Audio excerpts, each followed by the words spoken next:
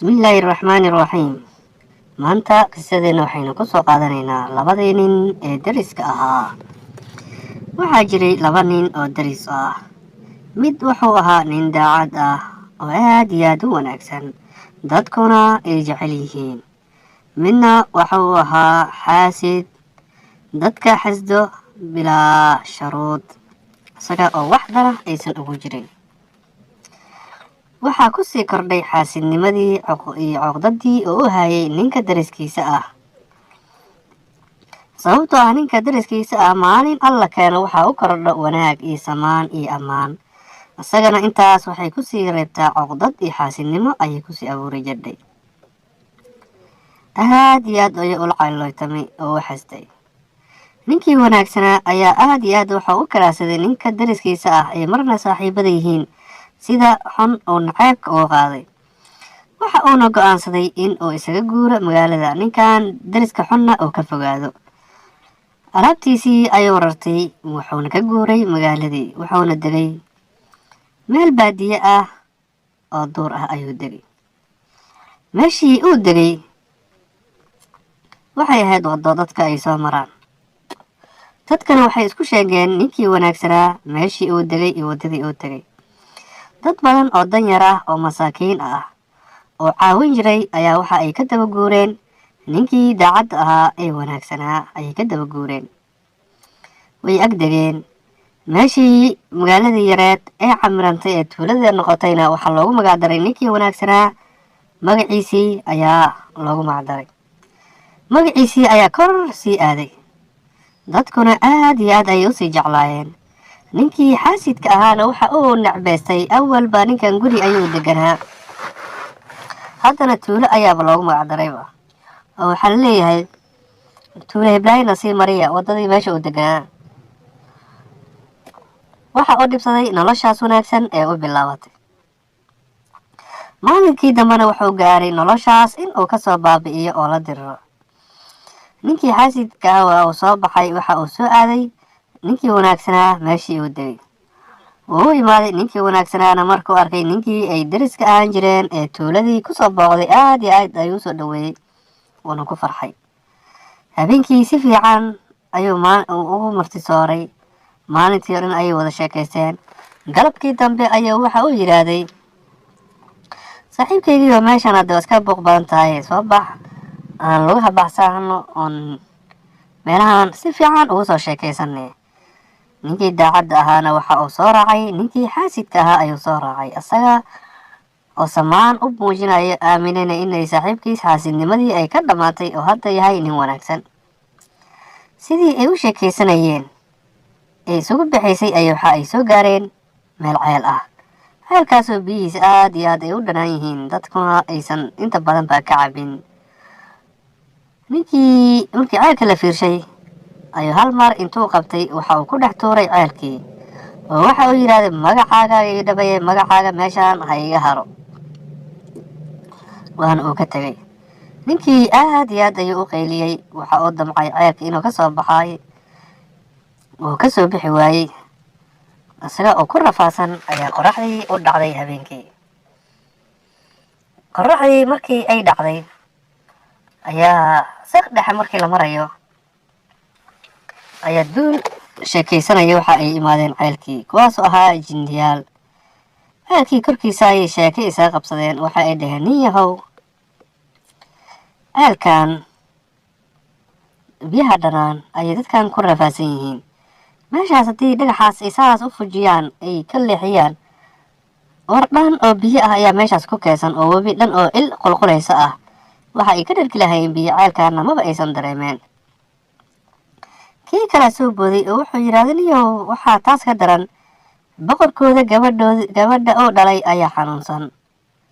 Ha xanuunsanaatee, haddii ay quraamadaas ku akhriyaan, daawadaas ay siiyaanna waa ay fiicnaanayaan. Berina waxaa laga yaabaa beri galabna boqorka meeshaan ayuu soo aadayaa, asaga oo luga baxsan maadaama murugadii gabadhiisa ay ka badatay.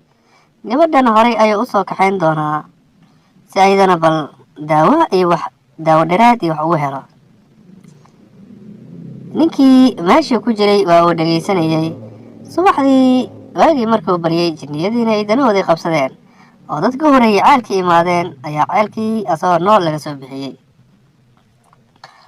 ninkii markii lasoo bixiyey ee dadkii ku farxeen maadaama ay ahaa nin hogaamiye ay jecel yihiin, wuxuu yidhaahday ceelkan iska dhaafa bal meeshaan nageeya.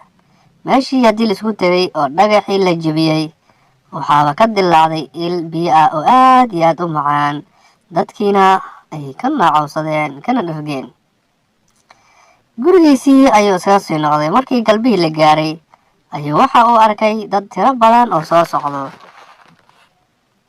waxa uuna dareensanaa xalay waxay dhahayeen boqorka waxa uu soo aaday meeshaas, berina meelahan ayuu ku soo aadan yahay. ninkii usii horeeyey ayuu wuxuu yidhaahday ninkan ma boqorkiiba? markaas wuxuu yidhi ku sheegay inuu boqorkii yahay. dhib male haddee istaafkiisii iyo waardihiisii ayaan ka dareemay. boqorkii ayaa ninkii la sheekaystay. wuxuu yidhaahday boqorow gabadhaada sooma xanuunsano. boqorkiina waxa uu yidhahday haa way xanuunsan tahay, xanuunkeedana waa la bixin waayey. wuxuu yidhahday boqorow haddii aan gabadhaada daaweeye ka waran. boqorkii wuxuu yidhi waxaan kugu abaalguda ma aqaano, gabadhayda aad iyo aad ayay xanuunsan tahay, qalbiga ayaa loogu jiraa, qof noolna ma dili karo mana haysan karo oo rafaad ee ku qabaa. ninkaana naqshadii iyo xalay tilmaamtii la siiyey intii ayuu maray, qoraamadii iyo adkaartii ayuu ku akhriyey, mudaawaadkii loo tilmaamayna waa uu siiyey, gabadhiina waa ay fiicnaatay. boqorkii aad iyo aad ayuu ugu farxay sidaa ay gabadhiisa ugu fiicnaatay iyo sida fudud oo ninkan ku daaweeyey. wasiirkiisii ayuu la tashaday oo waxa uu yidhaahday nin yahow, ninkan waa nin wanaagsan, bilaa shuruud asagoo waxba igu xirin ayuu gabadhii ii daaweeyey hal maalin gudaheeda, maxaan ugu abaalgudaa? ninkii boqorka ahaa ayaa wasiirka ahaa ayaa boqorkii waxa uu ku yidhaahday maad siisid nin yahow gabadhaada oo u guurisid xoolana aad siisid. boqorkii wuxuu yidhahday waa arrin aad iyo aad u wanaagsan. sidaas ayuu ninkii waxa ugu daray gabadhiisii ugu aroosiyey. markii in muddaa la joogay ayaa waxaa geeriyooday wasiirkii. dadkana aad iyo aad waxay u jeclaadeen ninka gabadha boqorka guursaday oo ahaa nin aad iyo aad u wanaagsan, u asxaan falo, uguna nasteexeeyo. waxayna aad iyo aad ugu faraxsanaayeen in loo doorto wasiirka boqorka. markii oo jagadaas in muddo ahay ayaa waxaa geeriyooday boqorkii. boqorkiina wax ilmo ah ma uusan lahayn oo waxaa ilmo uga joogday gabadha oo ninkan wanaagsan oo guursaday keliya. dadkiina waxa ay aad iyo aad u jeclaadeen ay ku faraxsanaayeen haddana in laga dhigo boqorka, maadaama uu yahay ninka ugu nasteexada iyo naxariista badan ee magaalada, uuna qabo gabadhii boqorka. sidaas ayaa loogu caleemo saaray in uu noqdo boqorkii magaalada. muddo markii ay kasoo wareegtay ayaa boqorkii oo ninkii daacadda ahaa iyo xaaskiisii waxa ay soo aadeen magaalada banaankeeda in ay dawaafaan, mise waxa ay la kulmeen ninkii xaasidka ahaa ee dhibaatada badan gaarsiiyey. istaafkii la socday ayuu waxa uu ku yidhaahday ninkaas ii soo qabtaa. waa loo soo qabtay asagoo naxsan oo dhacay boqorow maxaad iga rabtaa ku hayo. waxa uu yidhaahday miyaad i garanaysaa?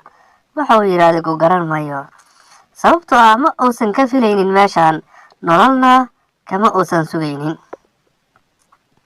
wuxuu yidhaahday waxa ahay ninkii dariskaaga ahaa ee saaxiibada ahaa aad habeenkii ceelka ku tuurtay in uu ku dhinto.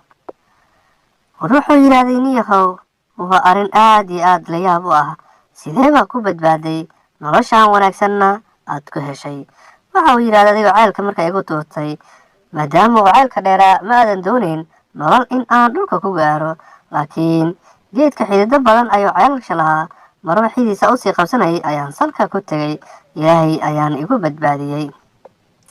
adiga laakiin aakhirkaaga meel xun ayaad ku dambaynaysaa. ceelkii aad igu ridayna nasteexo iyo wanaag midnaba igama horeynin. cabaar markii la joogay ayaa la sii daayay xaasidkii orod intuu isku taabtay ayuu ceelkii salka u fadhiistay. asaga oo isdhahayo ceelka salkiisa ayuu wax ka soo helay. Habeenkii markii la gaaray ayaa sidii waxaa imaaday jinniyadii. Waxay dhaheen niyo maalin dhoweed waxaan ku sheekaysanay ceelkan korkiisa sanadkii hore. Waxaan u malaynayaa dad ayaa ku jiray oona dhegaysanayay. Wixii aan sheegno dhanna waa la sameeyey oo wartii biyaha waa la furay. Waa kaas laga cabayo. Midda kale gabadhii boqorka waa la daaweeyey. Waxaa yidhi ama haddana loogu jiraa. Hadday fiirsheenba nin ayaa salka dambe u fadhiyo. Kadibna dhagaxyo badan intay qaadeen ayay ceelkii ku gureen wayna ku aaseen ninkii. Xaasidkiina sidaas ayuu noloshiisii ku soo afxirantay oo xaasid meel daran ayuu ugu dambeeyaa oo ilaahayna ma jeclo bini aadankana xaasidku ma jeclo. وبالله توفيق والسلام عليكم ورحمة الله تعالى